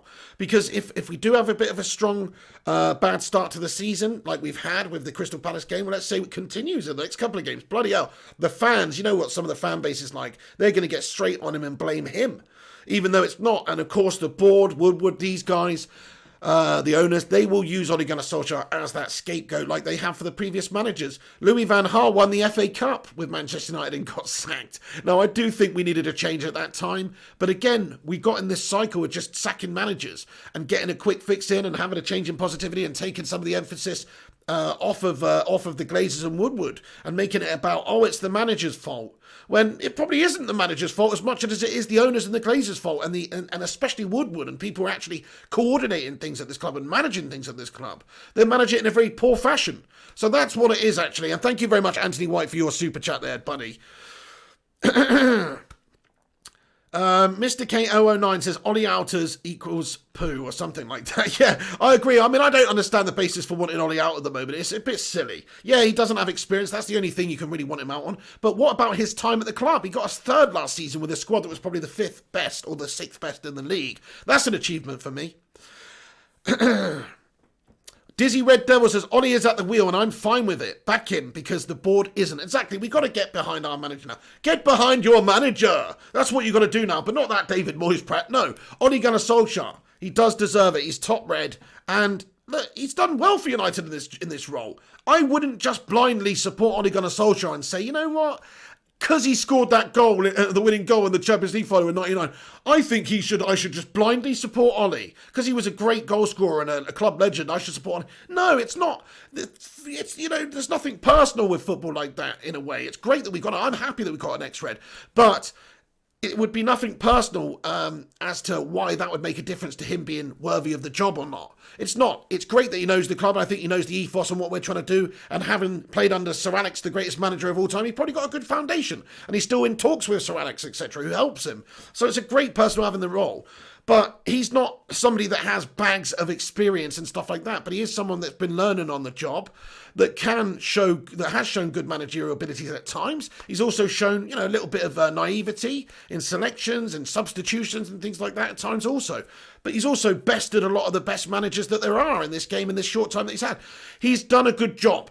You can't say he's not going to do a good job. The only way you could want somebody else, I would think, is if you just want to see a big name come in who might have all these connections, who might be able to get us some players and stuff like that in the short term. But if you actually want somebody that understands this football club and somebody that will invest and get into the idea of building a club over the next 5 years, not over the next year, not over the next 2 years, but over the next 5 years and doing it for the Glazers, unfortunately that's the case, and I hope they have the faith in him to give him that time to do it, then he's your man, because he's signed the right sort of players looking to the future. He's brought the right sort of players through looking to the future, like Mason Greenwood, etc. Bringing up Mengi this season. You know, he's developing players and creating players and doing what United should always be doing as well. We just need to back him and do the other thing that United should always be doing as well, which is strengthening each window in the necessary areas that we can. I don't care if you have Eden Hazard at right wing, or left wing or wherever, if you can get Lionel Messi, prime Lionel Messi, instead to come and replace Eden Hazard, you bloody well should, because that's what we're ultimately trying to get. We're trying to achieve a certain level of the game here. You're trying to achieve the best possible team you can. That's how transfers work. You don't just stagnate just because you got third. You don't sit around just because you have Martial and Rashford and Greenwood and stuff like that. No. You improve, you get positions improved, you get players in. So look, if you had Eden Hazard in a position, but Messi was available, and I'm not, just ignore their ages, because a lot of you are going, yeah, I'd rather have Hazard at the moment because Messi's only got a couple of years left. That's not what I mean. I'm talking about just in terms of who's the better player here in their primes. So I'm going for, you definitely would try and improve. That's the analogy I'm making. United need to improve the position regardless of who's there. So Luke Shaw's a good option at left back. Get Tellez in if he's better. Got no problem with that. Donny's a great signing, improve our central midfielders. But we actually need to improve all the positions that we have glaring issues in. Rocco Tick says, coaching staff thoughts. My thoughts on the coaching staff are they're absolutely pile of gash, my friend. Matt Rush says subscribe to the channel. Thank you, Matt Rush. Thank you, guys. Thank you, everybody who's watching this video. If you are tuning in right now and you're new to this channel and you haven't ever got involved, smash that subscribe button. Hit the little subscribe button below. Click the bell icon. That way you will be notified when we go live and we post on this channel. We do daily transfer news updates for Manchester United, talking about all the latest news. One in the afternoon at around about 2:30, 3 p.m. and one in the evening at 9:30 every single evening. That's just while the transfer market's on, obviously. And tonight there won't be one, because the game's on. We're doing a watch-along tonight, Luton Town versus Manchester United. So tune in for that one. We'll be getting going just before 8 o'clock. It's on about 8:15. So tune into the channel then, and we'll be doing a watch-along commentary, match reaction for that. So get involved. Get involved later on the channel. Subscribe. Smash the subscribe button and join us. Join this great community later on. Join me, the pig. And we'll keep you up to date with everything Manchester United. Nice one, lads and lasses. Also, if you're watching this vid, smash the thumbs up button if you can. That would help out massively. Leave a cheeky little thumbs up on it. Legends. Okay, then. Let's just cover the last couple of things I wanted to talk about, and then we will move on to your questions and stuff like that. So, Alexander Sorloth will join RB Leipzig on the next few hours. Tottenham no longer in talks to sign him. Manchester United were never interested. 22 million euros as a final fee to Trabzonspor. Official soon. So this is from Fabrizio Romano. It's a player that United were linked with. There was no strong links with him, Alexander Sorloth being that man. So he will join RB Leipzig in the next few days. It's kind of interesting. It's unfortunate. He's actually a striker, though, isn't he? It's unfortunate that it wouldn't be a centre-back, because that would fill me with a lot of joy and hope if Leipzig was signing a centre-back right now, because obviously Upamecano might be on the cards then. But no, they're not doing that. So Sorloth is a linked player to United. He's going to Leipzig. No surprises there. United missing out on players galore. I'm not saying we should have gone for Sorloth. I've never really bloody heard of him. But he's a Trabzonspor player. Alexander Sorloth, no idea. But it's another player that United don't get anyway. Also, did you know that Luis Suarez has been cheating or something? Some dodgy stuff going on, like it's something to do with his Italy citizenship test. Like he can't even speak a lick of Italian, basically, but he's passed the test or some shit like that. And they're like, "What the fuck, Louis? You can't even speak Italian, bro. Who are you kidding?" So it's like some sort of fraudulent activity. Like maybe he had, I don't know what's going on. Maybe he had a little microphone in his ear, or maybe he's got a decoy, somebody else with a massive overbite to sitting in his place. I don't know. But I don't really know much of this story right now, so I could be way off. But Fabrizio Romano's come out a little while ago and said that so let's have a look here. There has been irregularities in the test of Luis Suarez for Italian exam in the University for Perugia. Suarez got advanced questions. He had the passport by cheating. I don't really know what that means. I think that's just Fabrizio's translation is wrong there. But he says, Suarez got advanced questions. He had the passport by cheating. Does he mean he got the passport? I don't know. According to preliminary investigations, meanwhile, he's waiting to join Atletico. So that's interesting. Will he, won't he join Atletico? But also more details, more from wiretaps about his Luis Suarez / exam story. He does not speak a word of Italian. He does not conjugate verbs. He only speaks using the infinitive.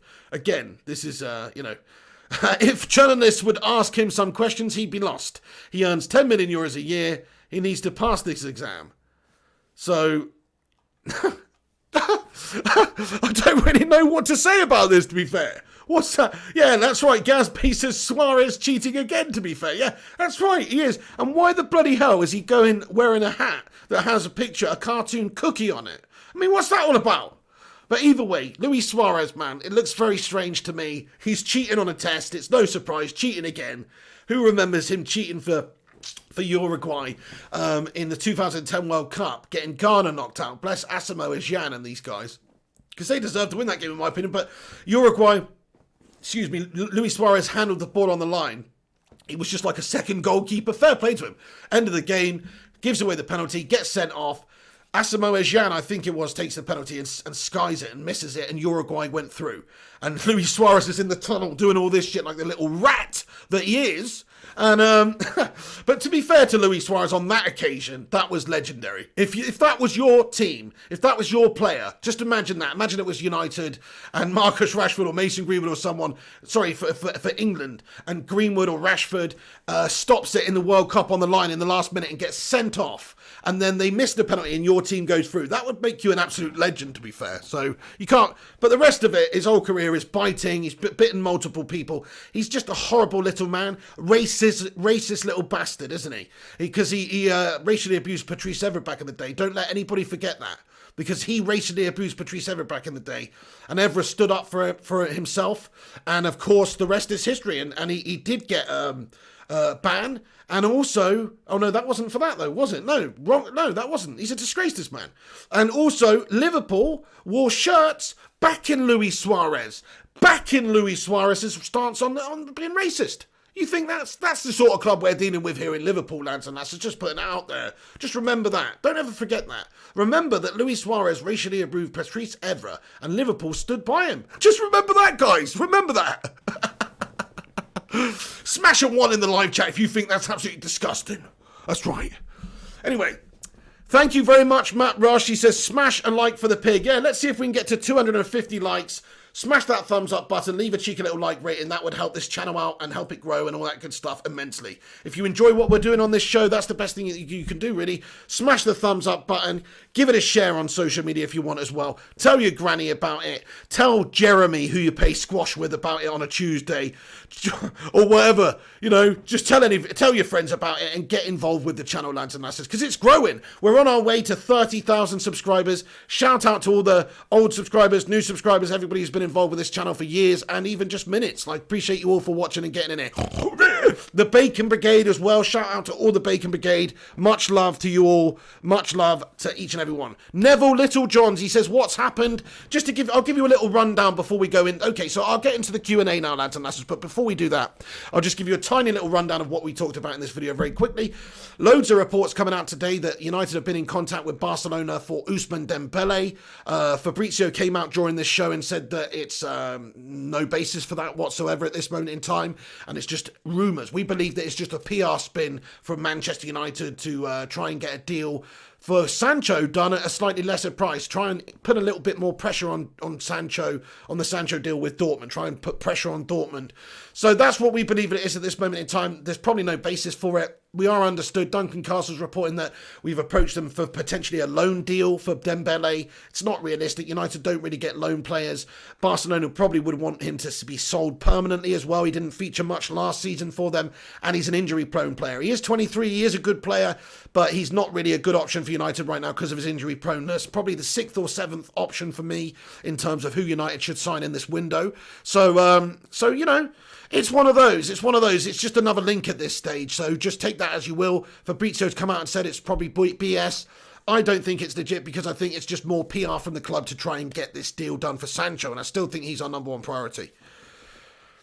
TLDR says, for F's sake, when will we sign more players? There you go, mate. It's a joke, man. It's a shambles, this window. You know, get prepared for a really horrible couple of weeks, guys. Because hopefully, to give you another update on Telles as well, lads and lasses. So the talks are advanced on that one. We're understood George Mendes is now involved with that deal as well. We're trying to get the deal done between United and Porto, etc. So we'll see if that can be done. There's a little bit of discrepancy with the valuations right now. Telles has a release clause in his contract of £36 million, 40 million euros. And United not willing to pay that. He doesn't have too much longer left on his contract. Players like Thiago go into Liverpool for 20 million euros. So United offered him 20 million to begin with. And then we understand that they put in a bid for somewhere between 23 and 25 million euros. And basically United's ceiling is supposed to be around about 25 million euros for what we will pay for this player. We understand that Porto are wanting a little bit more. They're wanting about 30 million. So we're in advanced negotiations with them at this stage. And that is what the situation is. So it's just more drawn out, piss poor negotiations from the club. Unwilling to pay that little bit extra to get him in sooner. But we'll see. We're still hoping it's going to be this week. We need some player in before the Brighton game, don't we? To give everybody a boost. To give the players a little bit of a boost. Extra competition, extra quality. At the end of the day, we're signing Telles not just for fun. We're supposed to be signing Telles so he can add something to our team. Matty Rush, that's brilliant. 248 likes. Shout out to all the likers. Get in there. Hunar says, Pig, Ollie needs a good number. A number 2, assistant manager. Carrick, McKenna and Phelan are inexperienced and outdated. Sir Alex Ferguson had Carlos Queiroz as quality manager himself. I understand what you're saying, but how can you really say that Mike Phelan is not experienced? I mean, Mike Phelan spent many years as Alex's right-hand man as well. I know he had Carlos Queiroz as well, but he still had Mike Phelan as well. And he is a Manchester United man, isn't he, Mike Phelan? So I don't know if you could really say that. And I know what you're saying about Carrick. He's just not long been an ex-player. But he's I think he was kept in the role because he's that link between the current squad, the older members in the current squad that have been here for a while, people like De Gea, Jones and all these bloody melts. Not De Gea necessarily at the moment, hopefully. But that's why he's there. Plus he does have a wealth of experience himself. So I don't know. I mean, I personally think Phelan is experienced at what he does. But yeah, Carlos Queiroz definitely was a good assistant manager. There's no doubt in that. Ed Woodward comments, Flying Pig United, you are wrong. Tellers is around 17 to 24. And that's his age. That's his agent wants him to come. And Tellers is pushing. And we shall complete this deal for sure by next week, Tuesday. But Matty takes too long. Thanks, Ed Woodward. Yeah, Matty Judge is having a mare pal. He's taking too long on it. I hear you. Yeah, I personally don't think it will be within the next few days. Maybe it'll be around the Brighton game, somewhere around there. I'm sceptical whether or not we'll get him in for that game. I don't think he's going to come in before that game. Maybe for the Newcastle game, but I don't think for the Brighton game. That's my take on it. So next Tuesday probably sounds about right. Right, let's get in the comment section. Smash that like, lads and lasses, and get your thoughts in. I'll stick around for about 10 minutes or so and try and answer as many of your Legends comments as possible. And remember, we're doing that watch along later for the Luton Town game, so get involved with that. Probably kicking off on the channel about 7:50, 10 to 8, round about there. It kicks off at 8:15, so we're getting to the lineup and all that good stuff for 20 minutes before the show starts, before the game starts. So get involved with that later on, lads and lasses. Zek, love you too, man. Ryan Lee comments, get Cavani. He's an experienced player, but he's probably not the right fit for us right now because he's big money, maybe injury prone, maybe a prima donna, maybe best days behind him, maybe just coming for the money. Not the right fit for us right now, I don't think. Zek, thank you. Aaron Homeyard says there's 400 legends watching, 409 legends watching. Shout out to each and every single one of you guys for watching. If you're new, smash the subscribe. Collins Achiri says, hey Piggy, I'm sick and tired of United being linked to players. I think we only need to know when a player is signed. Well, yeah, I mean, that's the thing. We obviously got to cover it. A lot of people, like you say, we've got 400 people watching this video. A lot of people do want to know what's going on with the inner workings of all these transfers at the club. That's the facts, really. So I hear you. I used to be like that, and it does wind me the hell up. You guys know that I haven't really got too involved with the transfer speculation up until this transfer window because there's demand for it. You guys wanted it. You guys asked for it, so I've done it. But realistically, it pisses me off too because I know that United are constantly linked with players. We are, Monitor FC. We monitor players. We're linked with every player left, right and centre. Shout out Andy Luck for subscribing, by the way, matey. We're linked with players left, right and centre, and more often than not, we don't end up getting them, or we end up getting them later. I mean, I would not be surprised if we don't get Sancho in this window, guys. Don't be surprised about that. I know a lot of people think it's 99% there, but I personally don't think. I think it's 50-50 right now. It's up in the air. Think about the Bruno deal. Think about the Maguire deal. These were not deals, big name deals, big money deals that we got done quickly. These were big money deals that took us up to a year in some situations. And we should have had Bruno at the start of the season. He would have done great stuff for us. Of course, he would have done. We didn't. We got him at the end of Jan. That's how we operate. We try and get players for less money, even if it's a long, drawn-out game. So don't be surprised if we don't get Sancho. I'm just preparing you for a kick in the balls that would be not getting Sancho. Baraket Abadou, how you doing? He says, I would take a fit Dembele rather than Sancho. People forget how good he is. That's right. I mean, I always think I've always said he's a great player, Dembele. He's got both good feet. He can dribble like no other, really. He can take it up past people. He can score. He's a tricky player. He's quick.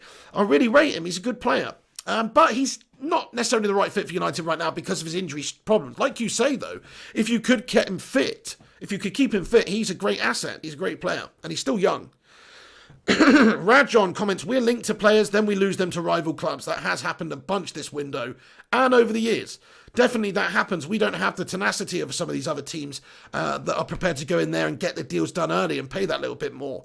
It seems like, or we've just lacking in that negotiation department, definitely. Loopy1831 comments, sign the right players with the right attitude. Spot on. That's the most important thing, really. That is.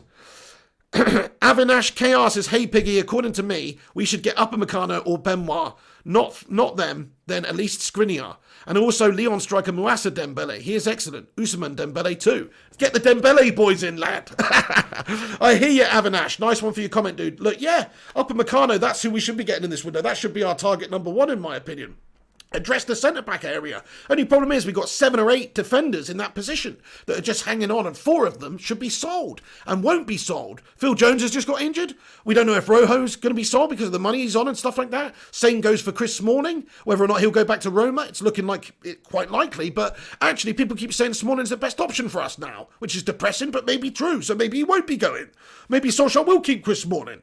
But certainly Jones, certainly Lindelof should be freaking sold, in my opinion, if you possibly can. And certainly Rojo and in Smalling, in my opinion, but there you go. Ian Barron says, hi, the Flying Pig. It's Mad Darlington FC back fan. Hope you are well. I have unfortunately lost a job. I was supposed to start this week due to COVID cutbacks.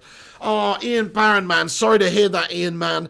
Thank you so much for getting in, Ian. I hope something turns up for you soon, man. You know, sometimes one door closes, another one opens. Get yourself back out there, but don't try and get too done about it. But everybody, smash a heart in the live chat, everybody, for Ian Barron, because that sucks and he needs cheering up. Nice one, dude. Thank you, mate. Could be the best thing that ever happened to you, though, man. It could be the start of another opportunity. Al Hussein Bangura says, for me, I don't think that Barcelona will not let him go, so let's find another option. Yeah, that's the thing. If they did let him go, it would only probably be on a permanent move because of the injury proneness of the lad, and they would want to cash in. I don't see them just wanting to loan him out. No, it's going to be too much trouble than it's worth for them. Jonathan Gallagher says, Ed Woodward, Sir Alex Ferguson, Director of Football. I mean, look, if he would be prepared to have the job, of course he would be the ideal man. You couldn't get a better Director of Football than Sir Alex Ferguson, I don't think. But he's earned his retirement, this man. He's still got stuff to do involved with the club, actually, but, you know, he's still on the board and all that. But he needs to enjoy his retirement to a degree, you know. Anthony White says, I miss Xavier Hernandez. What an impact sub he was. Yeah, he's the best impact sub we had since Solskjaer, to be honest. And great player. Loved his attitude. Loved him. Great lad. Josiah Welling says, what are the odds we get Upamecano out of 10? I would say 4. I think the odds we get Upamecano are 4. They should be 10, but the facts are the facts. United haven't gone in for him. United are pursuing Jadon Sancho as the number one priority, it seems. United are not even really looking at centre-backs. So we're understood to be interested in Benoit Badiashile again, potentially because he's cheap. We'll see, but it doesn't look like we are really going for a centre-back right now. So I'll give it a 4. I think it's only a 4 because if we don't get Sancho, then maybe we might panic and buy Upamecano. Not panic, it wouldn't be a panic, but you know what I mean. We might take that money that we were going to spend on Sancho and spend it on Upamecano, possibly. Gaz Newton comments, Smalling can't pass the ball, I can't stand him. That's it. I mean, he's good, he's quick, he's good one-on-one defending, he's quite good in the air, he's a better defender in defensive aspects than Lindelof, but he's also not as good at Lindelof on the ball. Lindelof's a good passer of the ball, but I think you need a right balance. In terms of balance, it might work well with Smalling and Maguire because Maguire's that big stopper and a big good ball player as well, but Smalling can also be a good cover stopper and with that pace as well, maybe a good partnership. That's what is the key. It's not necessarily about having 2 good centre-backs, it's about the partnership. But we definitely do need a better partnership and a better player. Arnold Goering says, Dembele is better than Sancho in my opinion. Get Dembele, his pace is just fire. Yeah, he's absolutely rapid. It's just a fitness concern with him. I think he's a good option, but he's the 6th option for me. Primot, thank you for getting in here, Primot. Jermaine McLean as well, nice one with the love hearts. Del Amen, shout out, says, please sell both Maguire and Lindelof to buy one defender. They are total crap. Well, he hasn't lived up to that 80 mil figure yet. People keep saying if you put somebody good next to him, you might see the best of him. Maybe that'll be the case, so hopefully that is the case. Vincent Bullock says, when we was linked to Paul Pogba's brother. Nicholas Critchlow, hey, thanks guys, thanks everyone for getting in here. Liam Hardy, much appreciated lad. Al Hussein Bangura, because Dembele is not in the market, so let us go for Stengs. Fair play, yeah, maybe Dembele doesn't want to go. Paul van der Beek, nice one getting in there, showing love to Ian Barron there. Jonathan Gallagher, Ed Woodward, Archie's in the house. How are you, Archie? Says Tottenham game cancelled because some of their opponents tested positive for COVID. Are you serious? Is that what's happened, Archie? I haven't seen that, my friend. Let me just go on the news, see if I find any information about that. It sounds quite interesting. Yep, Leyton Orient versus Spurs off because hosts have coronavirus cases. Oh my days, man. Look at that. Tuesday's Carabao Cup tie between Leyton Orient and Tottenham Hotspur has been called off because a number of O's players have coronavirus. Bloody hell, I'm glad it's not Luton Town game. You know, that would be shit, wouldn't it? Oh man, that would be shit. I'm so looking forward to this Luton Town game. Please don't get that one called off for bloody COVID. That would be shit. But the game's been called off, man. So Leyton Orient and Tottenham called off because a number of the O's players have coronavirus. Shit, man. Oh, you're going to see that more and more these days. You are, of course. It's still around. It's going up, apparently. Apparently it's going up again, guys. Second lockdown coming or something, maybe. Hopefully not, but but it does look like it's going up, guys. So you're going to see a bit more of that going on. Bit worrying, bit shit, that. Dragged Kevlar says Spurs took a week off to celebrate 5-2 win. Ali Hussein Bangor says, we really need this guy, the likes of Upper Meccano, Stengs, tell us, let us go out for this, guys. Yeah, nice one, mate. That's it. We just need to get some players in. Professor Love for Me says, United have had so many semis. Do you think we will finally get up there and in? Do you mean up there and win something? I don't know. We haven't really got the squad to do it right now. We need some more signings, in my opinion. Anthony White says, I bet Jones will be our new CDM. Surely he can't score own goals from there. Hey, mate, he was quite good there back in the day. He was quite versatile, Phil Jones. I remember when he first came in for Sir Alex, and Sir Alex played in there a bit. So, yeah, but no. I'd actually say if anyone can do that role and defend reasonably well there and read it reasonably well and be that passer that you need to be as well to be there, I think Lindelof. I know we've slated Lindelof. I don't think he's a good enough one-on-one defender to be a centre-back, but maybe he could be a CDM. He's tall and physical enough. He's not that quick, but in terms of just being able to pass it around, and I'm not saying he should get in there over Matic or anything like that. I'm just saying as an option, if you were going to play Lindelof anywhere, then maybe there. Thank you, Paul van der Beek. Shout out to you too. Yeah, no, I'm not too bad, mate. How you doing? Benji G says Dembele transfer is not true. Absolutely, we've gone over this really, Benji G, on the show, mate. We've talked about the possibility of it, and of course, Fabrizio coming out and talking about it. I think it, like I've been saying about a lot of these links that we've had over the last couple of weeks, they are PR spins from Manchester United to put pressure on Dortmund. Simple as that. Ryan Lee comments, sell Dan, James and Pereira and Jesse and buy freaking Upper Meccano. Well, there are some players that actually teams are interested in, such as Dallo, such as James, some of the players who are not on massive money, basically. There's teams that are interested in Jones and Smalling and Rojo and all these guys, but they're not realistic because they're on too much money. But those guys, you could raise a little bit of cash by selling them, yeah. I don't see many people queuing up for Andreas Pereira, though, but certainly Dan James has a bit of interest there.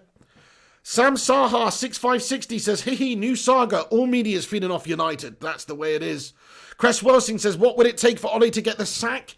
Probably not that much, man, because like we say, the Glazers will just use him as a scapegoat. Let's say he's, I don't know, like 10th at Christmas, they'll probably sack him. They probably won't give him the long haul. They probably won't give him a year and money to spend. Depends, like, how he does. Like, to be fair, if they gave him 200 million now and he signed a right winger, a centre back and a left back, then that's down to Ollie to perform. And if he doesn't perform, maybe he would deserve getting sacked come the end, but they don't, and they actually haven't given him the tools right now. I say give him time to develop this team anyway. It wasn't built in a day. Look at Sir Alex's time when he first came into the club. It takes time. Maxwell Mensa says Glazers are shits. That's a good one. John A says Dwindleoff. Okay, that's not good. Ryan Burberspin 9, hit the like and subscribe. Please do smash that thumbs up button if you have not done so already. And subscribe to the channel if you haven't done. Michael Kinavode says, why is Igalo not starting?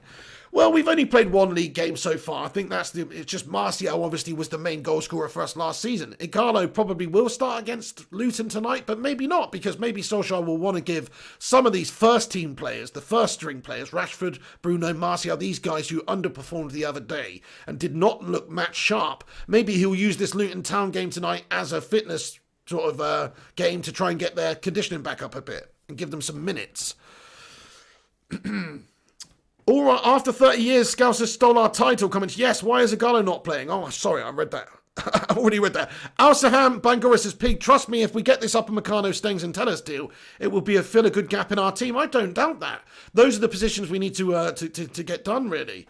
Upper Meccano is probably the number one priority as a centre-back. Aaron Homeyard, thank you, my friend. Hope you and Mary are having a good day, pal. Lee Fowler says, all right, legend, shout me out, pig. Lee Fowler, shout out to you, Lee Fowler. He says, I'm off to work at the moment with a slip disc. Loving the show, keeping me sane whilst on the mend. Oh, I hope that slip disc, I hope that repair heals up very soon, my friend. Thank you for getting in here, and everybody smash that love heart emoji in there for Lee Fowler, who's on the mend after having a slip disc. So that's not good. Shout out to Sam Saha6560 for subscribing as well to the channel. Nice one. Lynette Giggs, I agree with you. She says they need match sharpness. That's why I think Solskjaer is going to put out quite a strong team tonight against Luton. I think he's going to go with Hendo in goal, Maguire at the back, Mengi at the back next to him. I think he's going to go Brando Williams instead of Luke Shaw. I think he's going to go Aaron Wan-Bissaka, give him a game back. I think he's going to play Fred and possibly Donny in the centre. I think he's going to play Rashford because he needs game time and minutes, definitely. I think he's going to play Bruno, same goes for him. And Martial up top, and then maybe, I don't know, on the right wing, James Lingard, some other meltbag. I don't know. And then maybe a Gallo up top instead of Martial if he is going to rotate. But I personally think he's going to play the strongest sort of team he can. Nice one, guys. Rocco Tick says, will Ollie replace a Gallo in January? Maybe, maybe not. The thing is, I've talked about this before. I think if United signed a winger or two, which is what we need, a winger or two, then that just gives us the immediate depth at the top there. Because remember, like, if Martial wasn't able to play striker for whatever reason, he needed a rest or he was injured, you've still got Mason Greenwood, who I think his best position probably will be number 9. I know he's been given the 11 shirt and he's a winger at this stage. A right winger is where he's played most for United. But I think striker's actually his best position because of his natural finishing, because of his ability with both feet. So to me, he could be the backup for Martial there once Igalo's gone. And then you've still got Rashford who can pop in and play there as well if needs be. So I would say that Greenwood would actually benefit a lot being Martial's number 2 there, simply because he'd get a lot of game time in a lot of different competitions and coming on at the end of games, and he'd score goals. And I think that could only be good for Mason Greenwood. So that's where I see Mason Greenwood's future. Still deputising at right wing for Sancho or somebody like that, potentially. But also striker as well. Professor Love for me says, the money at United does not add up. Would you like a maths debate? Would I like a maths debate? I see what you did there. No, I wouldn't, Professor Love for me, no. But to be perfectly honest, it doesn't add up for me either, but they've got to spend the money. Whether it's getting Sancho or another player or somebody else or somebody who's got a little bit more, or if they could spread it out, then we've got to spend the money. Taduzwa Mandoda says, Piggy, hi to you, Taduzwa Mandondo. How you doing, Mondondo? Avinash KR says, United should sign Valencia, young talented CDM Uros Rakic. That's right, we did a video about that a couple of weeks. There was a link to him. Good young player. Yeah, seems like a good player. He says he is a good player with skills, good passing, and outstanding defensive skills. He can play in rotation with Matic. There you go, and he's like that Serbian sort of Matic type player in the same mould. So yeah, we went into him. We could definitely do with getting a player like that. He's not a lot of money. He's cheap. It's not a gamble. But United don't spend money and we're just not improving in this window. Paul van der Beek, Lee Fowler, Jonathan Gallagher, Tokic. Hi, bro. How you doing, Atok?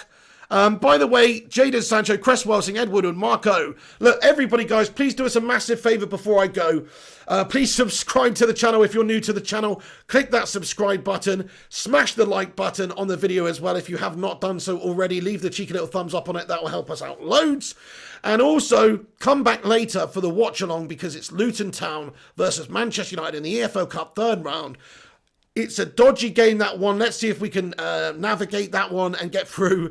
Hopefully we will be able to. But on the back of that Crystal Palace performance, bloody hell, it's not 100%. It's not 100%. So hopefully it will be a good game.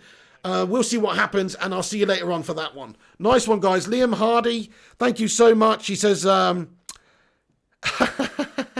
he says, hit a 1 in the live chat if you think Maguire turns like an ocean liner. He does indeed. He does indeed. Hey, Paul van der Beek, thank you, mate. Lee Fowler, Jonathan Gallagher, Tokic, Jadon Sancho, Chris Welsing, Edward Woodward. After 30 years, Scouser stole our title. Mambo, Maxwell Mensah, Johnny Gallagher, Liam Hardy, Sun Wukong, Marco, Abir Agenta, Ed Woodward, Ryan Burberspin 9, Al Hussein Bangorda, Munib Siddiqui, Yaniki Victorin, Cresswell Singh, Avinash KR, Ziggy Marlon, Marco, Cresswell Singh, Dizzy Red Devil, Zach, Josh Smith, Rocco Tick, Zek, and everybody else. Munib Siddiqui, Plymouth. Thank you so much. Write a comment quickly if you want to shout out. But either way, I'm going to wrap it up there, guys. But subscribe if you're new. Smash that like button as well. Leave a like on it and come back later for the watch along. Kungshi in the house. How you doing there, Kungshi? He's just woken up. We're just finishing up, Kungshi, my friend. Are you going to be up for the watch along later, though? Because Luton Town are on in a few hours, Kungshi. So I might see you then if you are. But go back and watch the vid, Kungshi, if you want. And thank you so much for getting in here to say hello. Kungshi, everybody. What a legend. Getting in at the end. Ed Woodward. Tonk Nash 87, Liam Hardy, That United Family, how you doing? Raja Khan, Petko Slavov, Mambo, Chinjo Bobley, Ed Woodward, Professor Love for Me, Ryan Lee, Gungshi, good man Gungshi, hopefully see you later. Thank you so much for stopping by. I hope you're having a good day, mate. Mambo, Raja Khan, Tom Nash, Avinash KR, Marco Raja, Colin Grieg, Abir Agenta, Ryan Burberspin, Lynette Giggs. Okay, I'm going to stop now before this gets preposterous. I'm just reading out the phone book, basically. Legends, thank you so much for watching, though. Come back in a few minutes' time once this video's finished and have your say in the not live comments. Write your comments in the not live comments. Get your thoughts and opinions in there after this stream's finished about anything we've discussed in this video, whether it's Dembele, Sancho, whatever. Come back and have your say. Also, you can get your predictions in for the Luton game tonight if you want, and I'll respond to everybody there also. Kabaki HD, 420 Crusaders, Azar Parak, 11 Ken 11, Wiggy, Sylvester Mara, 21 Nick P, Kabaki, MHD Football. I feel like some of you are just getting in here now. A lot of you are just getting in here now. What's that all about? Smash the like on it, lads and lasses. Kabaki, Money, Yannick, Gungshi, Gabriel Lopez, Vincent Bullock, Avinash. That's it. I'm going. Thanks for watching. This is The Pig. I'll see you later. Have a bloody cracking day, everyone. And I'll see you for the Luton game, where hopefully we smash them up tonight. Come on, Man United. Let's stop fanning around at this window, get some business done, and let's smash up those melts at Kenilworth Road later. Yeah, nice one, Ryan. See you for the game later, everyone. Get involved on the channel. We'll be kicking off around about 10 to 8 p.m. UK time, 7:50 p.m. UK time, round about then. Appreciate you all for stopping by and getting involved in this video. Lots of you tuning in today, so I appreciate it. This is the Patreon credits to say thank you to every single person that supports this show on Patreon. And also, Tier 2 channel members appear on this list too. I've got to add a couple more members. Shout out to all the members of the Bacon Brigade.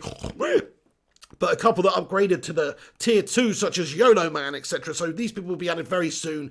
And just a shout out to these guys for supporting the show in this way. But this is all free, of course. You don't have to support this show that way. You can just watch it and interact. That's one of the best ways you can support this show, is just by watching and interacting. And also, smash that thumbs up button as well, if you haven't done so. You can give it a share if you want to.